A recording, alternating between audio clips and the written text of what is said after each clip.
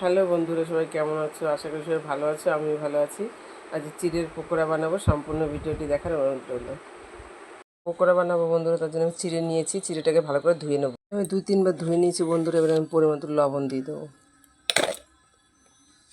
পরিমাণ মতন হলুদ,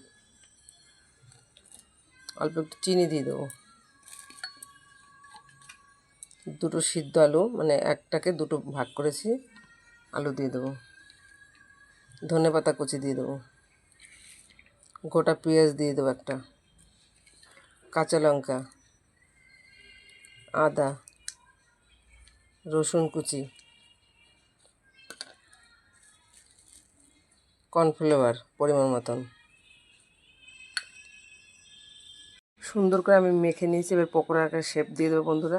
আমি ম্যাগি মশলা দিয়েছি, দেখাতে পারিনি। সবগুলো পকোড়া আমি বানিয়ে নিয়েছি বন্ধুরা। এবার আমি ভেজে নেব। তাই তেল বসিয়ে দিয়েছি বন্ধুরা, গরম হয়ে গেছে। এবার আমি পকোড়াগুলো ভেজে নেব।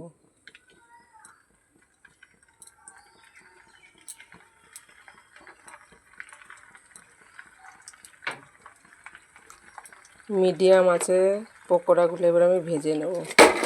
সবগুলো পকোড়া আমি একইভাবে ভেজে নেব। পকোড়াটা আমার হয়ে গেছে বন্ধুরা, তোমাদের নামিয়ে নিয়ে আমি দেখাচ্ছি। চিড়ের পকোড়াটা আমার হয়ে গেছে বন্ধুরা, দেখো কতটা সুন্দর হয়েছে দেখতে।